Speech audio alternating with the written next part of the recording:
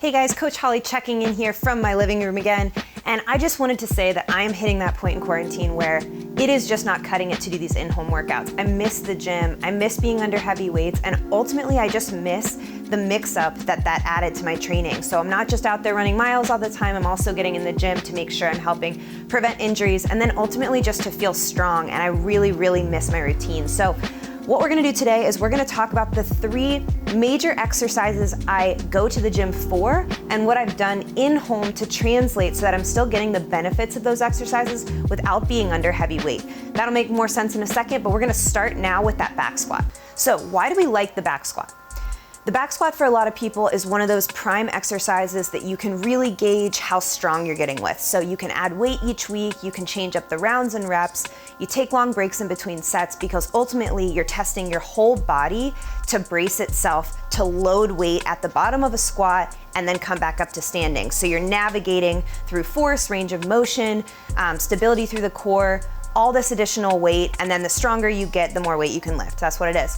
So what I am challenging you to do in home is actually work on this squat one leg at a time. So what you can do is work on a pistol squat progression that forces you to have to navigate one leg holding the whole body weight on top of it. You could almost say this is like back squatting your own body weight when you do a normal back squat. So we're gonna split this up into 2 legs, and you're gonna practice working on a single leg squat, getting full depth range of motion, repeating, and making sure you can be nice and strong through this whole thing. So here's a few ways you can get started on this.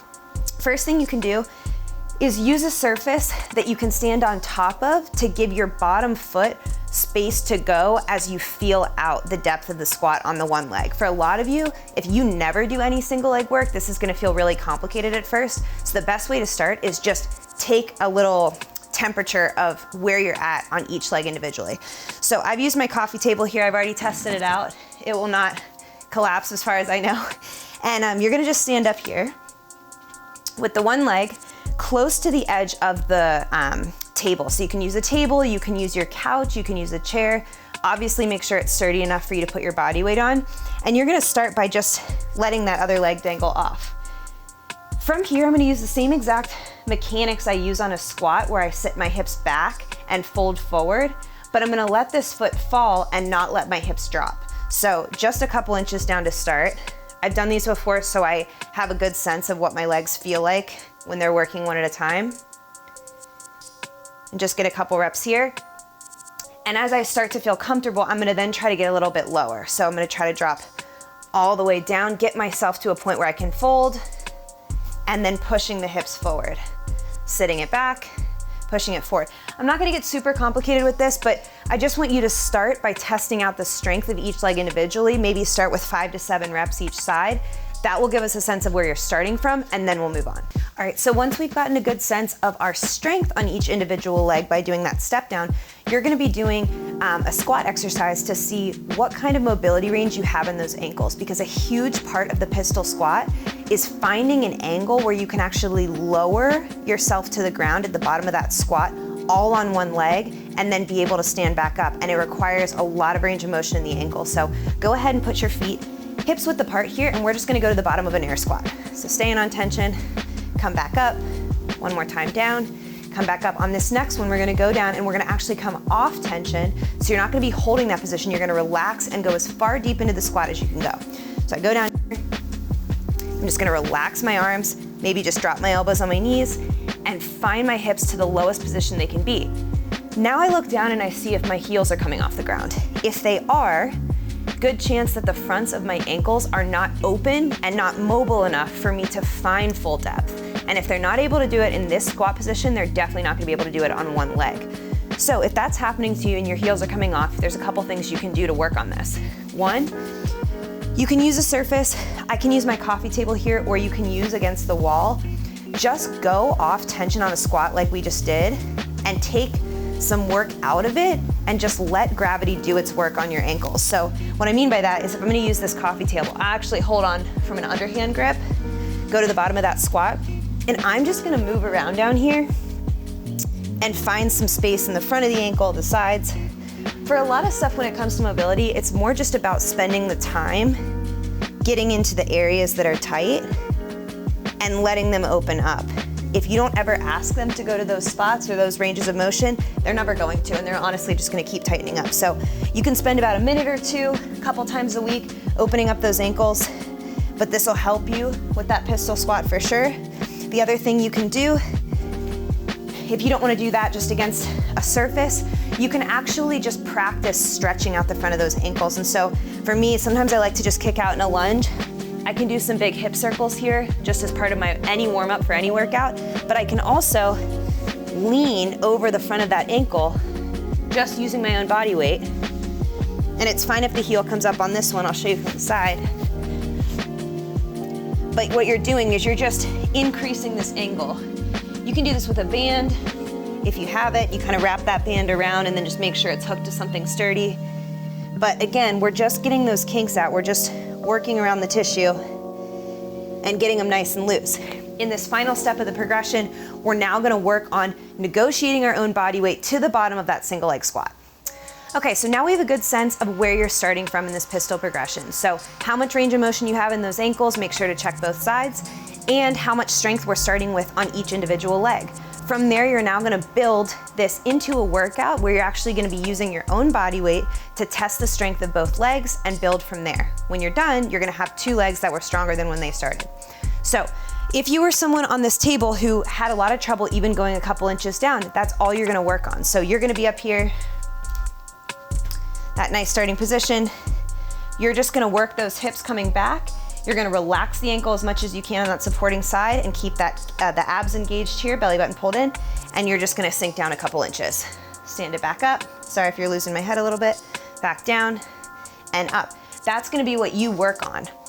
If you're someone where that's feeling pretty good, you can try lowering all the way till that foot taps the ground.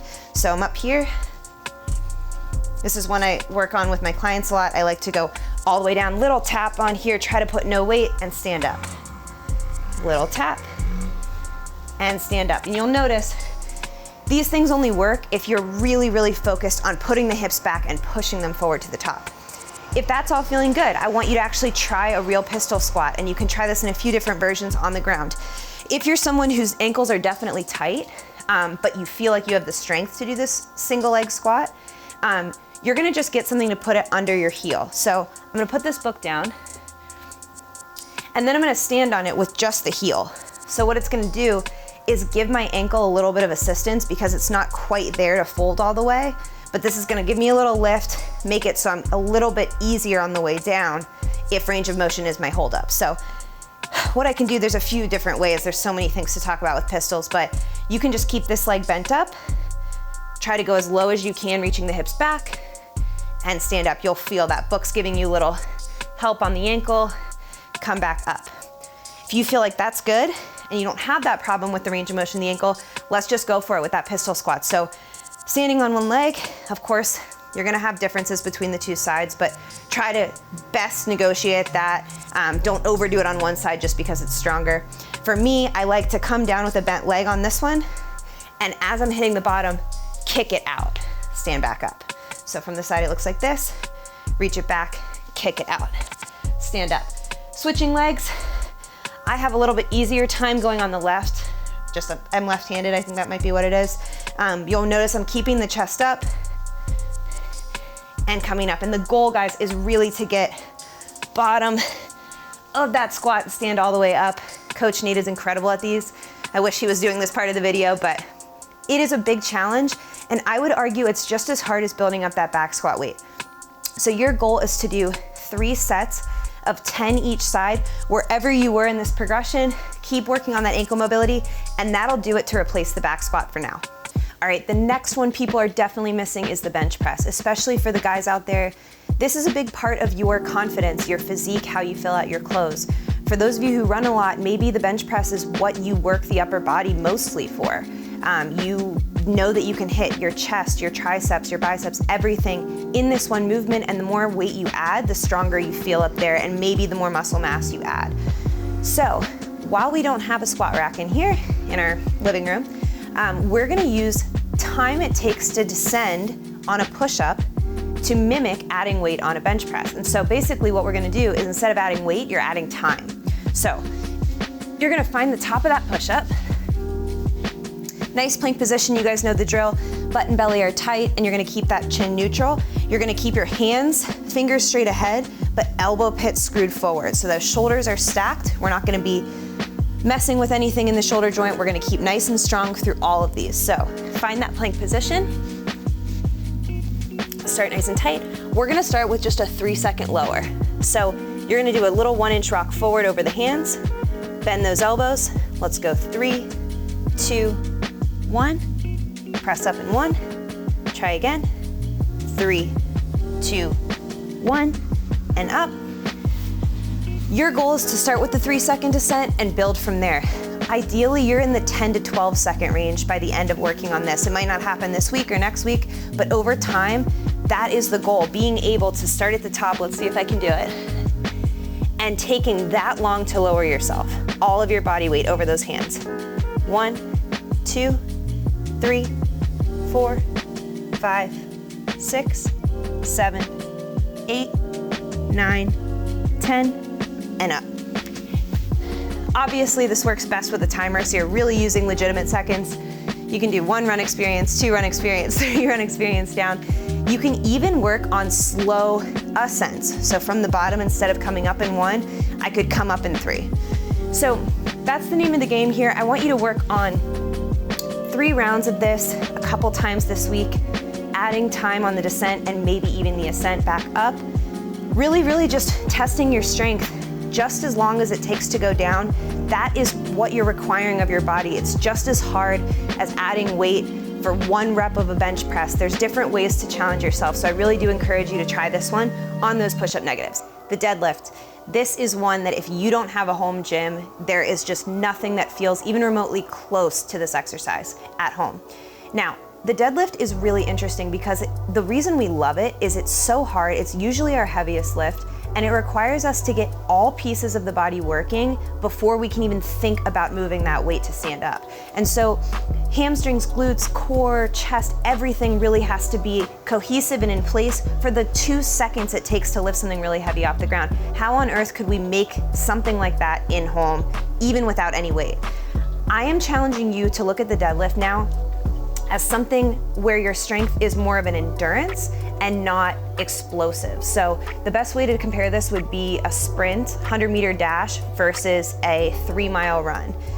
There's different ways you can run. There's different asks you can make of your body.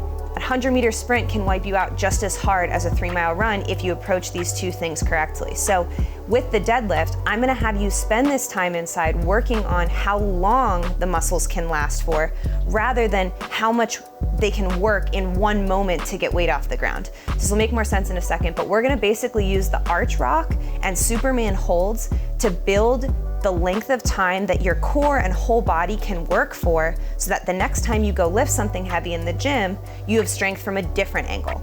So here's what we're gonna do. You're gonna go down to the ground, lay down on the stomach. You're gonna extend those arms out in front of you, squeeze the butt, pull the stomach off the ground, and just reach out here. You're gonna lift the legs, squeeze them together, and you're gonna lift the chest off the ground, but I'm gonna stay looking down at the ground. You guys have probably seen this before. Keep looking down, and you're gonna hold. Now I want you to just first take note of what it is that's working. For me, definitely the low mid back is going here, my abs are on, my butt and hamstrings are working too, and then I'm really working on keeping my shoulders not tense and up in the neck, but pushed down so my lats are on. So all these things together, it feels like a pretty full body exercise. So instead of lifting more weight, as you would in the gym with a deadlift, you're going to practice how long you can hold a Superman hold for. That is gonna definitely add some strength and stamina through the core. The second thing you can do is build this into a workout with some arch rocks. So just like the Superman hold, there's a dynamic version of this movement. You're gonna put the hands right under the shoulders, squeeze everything together, keep the chin down, and you're gonna just find a little rock position. It takes a lot more engagement from the glutes because to get that momentum and that swing going, you need to make sure that those are on, and you'll kind of feel this out, but with the hands under the shoulders, it's the best way to feel that rhythm happen. Once that feels good, I might bring my arms out and do the same thing. I'm never losing the abs though, so that's on. Really tough workout you can do, 8-minute clock. 20 seconds work, 10 seconds rest, alternating between Superman hold and those arch rocks, either with the hands underneath or extended.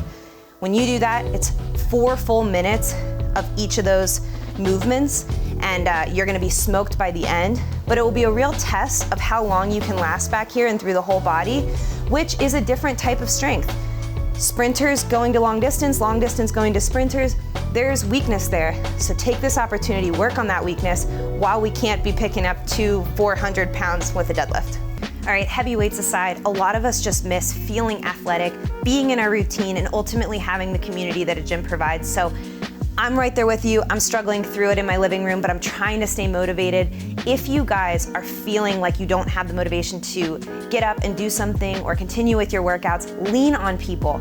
I am even going to do a workout right now with Coach Morgan. We're even gonna FaceTime her in. And we're gonna try this thing together and make sure we hold each other accountable. Here she is. Say hello. And Morgan and I know that we will do this workout right now if we set it in our calendar and we FaceTime each other, because if she's watching, I need to do something. I can't just be sitting there watching TV. So lean on people where you need to, whether it's us on the channel or someone else, or you don't know what to do for a workout, that's the best way to go. We will link the workout right over here that we're gonna do. We will see you guys soon. Hopefully quarantine ends eventually. Stay with it, guys, and good luck.